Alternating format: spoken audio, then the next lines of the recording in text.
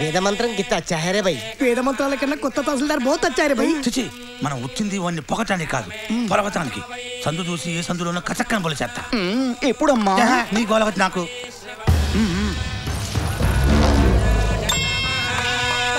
గోపన్న గారు, తహసీల్దార్ గోపన్న గారు, తహసీల్దార్ గోపన్న గారు, తహసీల్దార్ గోపన్న గారు.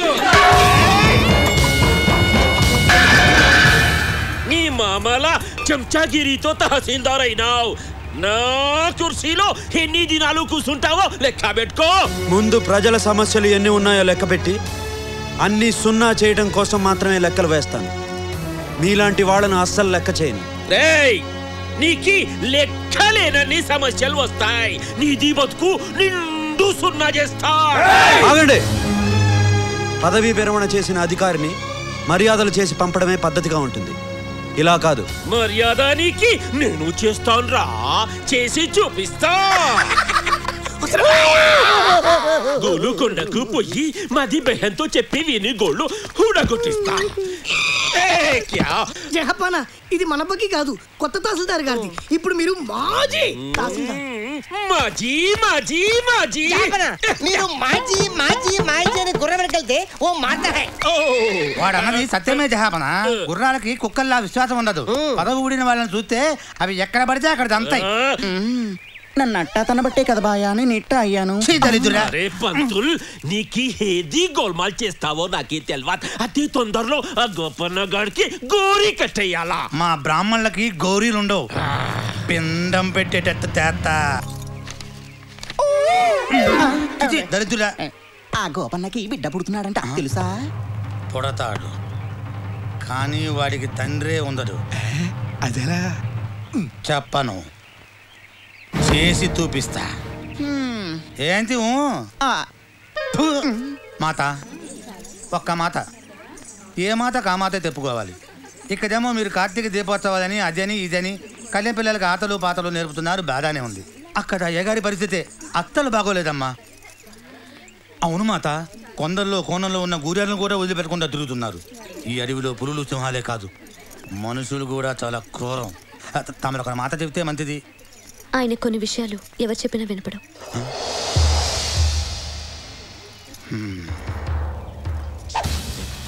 చాలు. ఏమిటి బే? మన తహసీల్దార్ గోపన్న పంపించిన పైసా జర ఆంకి ఖోల్కే దేఖో సాబ్. ఎంత ఉంటుంది రా భయ్? ఎంత ఉంటుందో తెలిస్తే వాళ్ళకట్లో కుండ పగిలినట్టు పౌలుది మీ గుండె సాబ్. అరే బేవకూఫ్, మొన్న తానీషా మన కళ్ళ ముందు ఇందని అరే కుత్తే హరాం జాదే బేవకూఫ్ అంటే ఆయనకి గుండె పగిలిందా?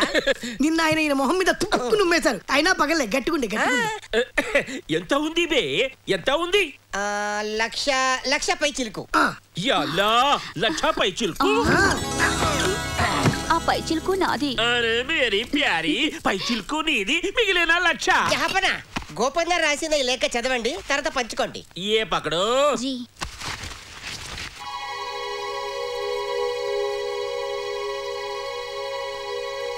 హన్కు ప్రభువుల హనుమతి కోరుతూ గోపన్న తహసీల్దార్. హనుమతి కావాలి బే, హనుమతి.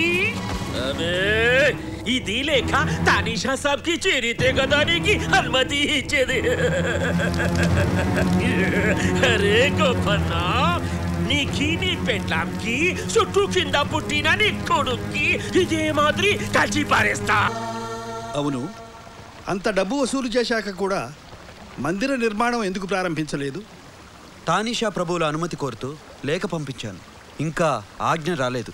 మందిర నిర్మాణానికి కావలసింది ఆ ప్రభువుల ఆజ్ఞ కాదు, శ్రీరామచంద్ర ప్రభువు ఆజ్ఞ. అది ఎప్పుడో జరిగిపోయింది. శుభశ్య శీఘ్రం. వచ్చే దశమి రోజు శ్రీరామ పట్టాభిషేకానికి వశిష్ఠుల వారు పెట్టిన శుభముహూర్తం. మందిర నిర్మాణానికి ఆ ముహూర్తమే దివ్యంగా ఉంటుంది. ఏమిటి ఏమిటి ఏమిటేమిటి ఏమిటయ్యా? ఏమిటి దివ్యంగా ఉండేది? వెలక్కాయ. వశిష్ఠుడు ముహూర్తం పెట్టడం ఏమిటయ్యా? వంకాయ. ఆ దండక ముహూర్తం వల్లే 14 ఏళ్ళు దండకారణ్యంలో పడి బూడిద గుమ్మడికాయలు తిన్నాడయ్యా మా శ్రీరామచంద్రుడు. నాకు తెలిసి అడుగుతున్నాను, ఒక ముసలమారు గుడికి ముహూర్తం పెట్టడం ములక్కాయ. ఏమిటా చూపు? ఎండు మిరపకాయలు నవిల వాళ్ళలాగా. ఏం మింగుతావా? మింగు. నువ్వు నిజంగా దమ్మున్నవాడివైతే ఈ దద్దోజనం ధర్మాచార్యులు అడిగిన ఒక్క ప్రశ్నకు సమాధానం చెప్పు. నువ్వు చెప్పిన సమాధానం సరైనదైతే నా పిలక కత్తిరించుకొని గడ్డం పెంచుకుంటాను. కాకపోతే నువ్వు గడ్డం కత్తిరించుకొని పిలక పెంచుకోవాలి. బ్రహ్మర్షి వశిష్ఠుల వారి గురించి మాట్లాడే అర్హత మనకు లేదని నా అభిప్రాయం. ఆయన పెట్టిన ముహూర్తానికే రాముడి పాదుకలు చెప్పులు రాజ్యమేలే. శ్రీరాముడు వైకుంఠనారాయణుడని, ఆయన అవతరించింది దుష్ట శిక్షణ కోసమేనని ఆ మహర్షికి బాగా తెలుసు. ముహూర్తం పెట్టింది ఆ పని కోసమే.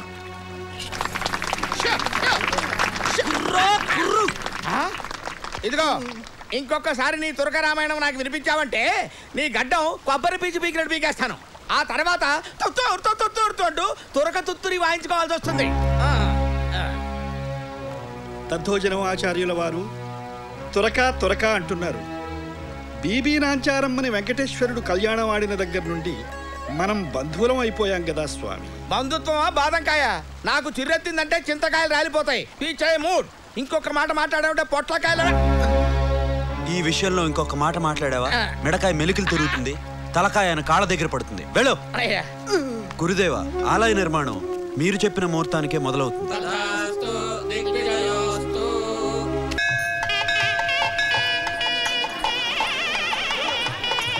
అయ్యా వచ్చేస్తున్నాడండి. హే అల్లా, హే రామ్. ఆగు. హే అల్లా, హే రామ్ అనుకుంటూ లోపలికి దూరుతున్నావు. ఎక్కడికి? ఆ రామయ్యను దర్శించుకుని ఆయన దివ్య పాదాలకు ఈ గోదావరి జలాలతో అభిషేకం చేయడానికి.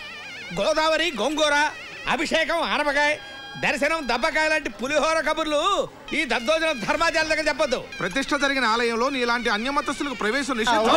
ఈ కులాలు మతాలు పతిత పావనుడైన రామచంద్రుడు పట్టించుకోడు నాయన. ఉసిరికాయ తొక్కేం కాదు, ఒక్క తోపు దోశారంటే ఆగండి. ఆ మహాత్ముడిని గుళ్ళోకి రానివ్వండి. ఆ మహాత్ముడిని లోనికి రానిస్తే మేమంతా బయటికి వెళ్ళాల్సి వస్తుంది. అంతే. ఓహో, గురుగారు, మీ భోజనంలో ఏముంది? ఏముంటుంది? పొద్దున్నే తిన్న సద్ది దద్దోజనం. పొట్టంతా ఖాళీగా ఉంది. మరి మీ బుర్ర నిండా ఏముంది? బుర్ర నిండా బుర్రంతా ఖాళీగా ఉంది.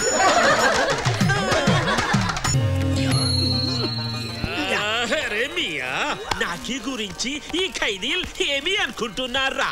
మీ గురించి ఒక ఆడకైదీ. ఆడకైదీ? చెప్పు మంటారు. తర్వాత చెప్పు తీసుకోకూడదు. కొట్టాను. చెప్పు. మీ దగ్గర ఎలక చచ్చిన వాసన వస్తుందంటే నీకి మనసు మల్లెపూ అత్తరండి. కానీ ఒక మగ ఖైదీ చెప్పు. మీరు పాట పాడుతుంటే నక్క కూత పెట్టినట్టు ఉంటుందట. అరే, మీరు ఊరుకున్నారు? ఊరుకుంటామా హుజూర్? దున్నపోతు లాంటి మా అయ్యగారిని నక్క అన్నందుకు 4 తన్నేశా. బచ్చే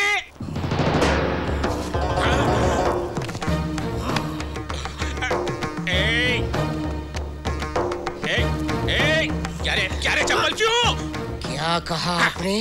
కావాలంటే ఈ చెప్పుతో మాకి కొట్టండి, కానీ ఉర్దూలో మాత్రం తిట్టద్దు.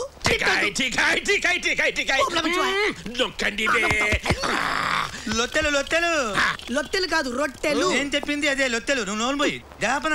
మీరు చెప్పినట్టే ఇంత ఉప్పు ఇంతే పిండి వేసి లొత్తెలు చేయించండి. ఆ రొట్టె తింటే మట్టేసా బట్టే. అరే చూప్, నాకి కాదు బే ఆ బద్మాష్ రామదాసు గడికి. ఇది ఉప్పు రొట్టె తిని కారంకి నీళ్లు తాగి రామదాసు గారికి ఏడవాలా, మనం ఫక్కు ఫక్కు నవ్వాలా. నవ్వుదురు గాని చల్బే.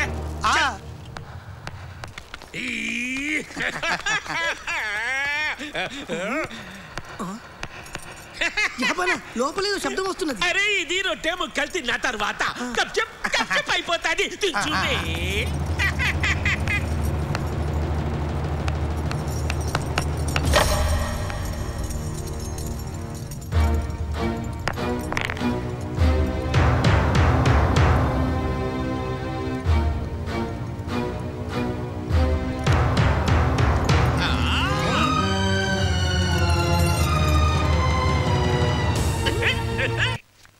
శిక్షలు మొదలు పెట్టారా?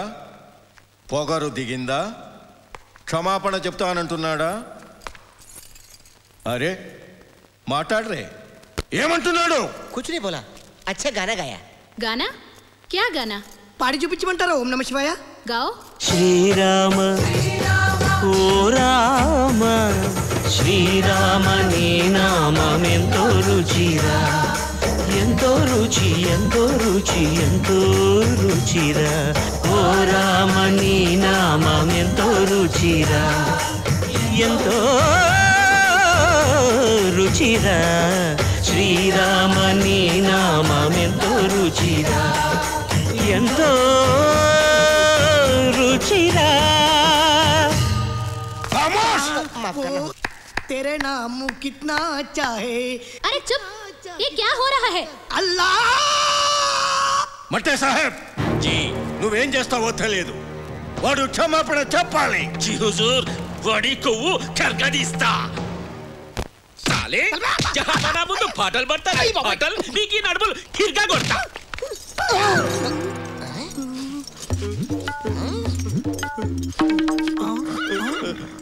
మట్టే సాబ్ అంటే నువ్వేనా? కాదు, ఏ గొట్టంలాగుంటే మట్టే సాబ్ అనుకున్నా, మరి నువ్వా?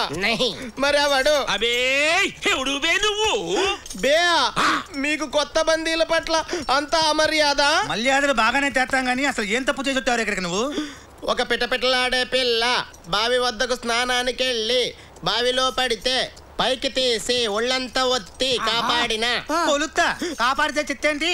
తరువాత తెలిసినది వాడెవడో మట్టే సాబంట, ఆ పిల్లవాడి మూడో పెళ్ళమంట। ఓం నమ శివాయ, ఓం నమ శివాయ। అరే ఒకవేళ నీకు ఆ మట్టే సాబ్ గాడు ఎదురైతే నువ్వేం చేస్తావు? బట్టలు ఉతికినట్టు ఉతుకుతా। ఆపుతారు ఉతికిన తర్వాత ఏం చేస్తావు? పిండి ఆరవేస్తా। ఆగండి, ఆలేసిన తర్వాత కసాయి మేకను నరికినట్లు కసకస కసకస ముక్కల కింద నరుకుతా। ఇదిగో కత్తి, అదిగో మట్టే సాబ్, నరికి నువ్వు వచ్చి మట్టే సాబ్ చాలా మంచివాడు, అతను మూడో భార్య కూడా మంచిది, నేను కూడా మంచివాడిని।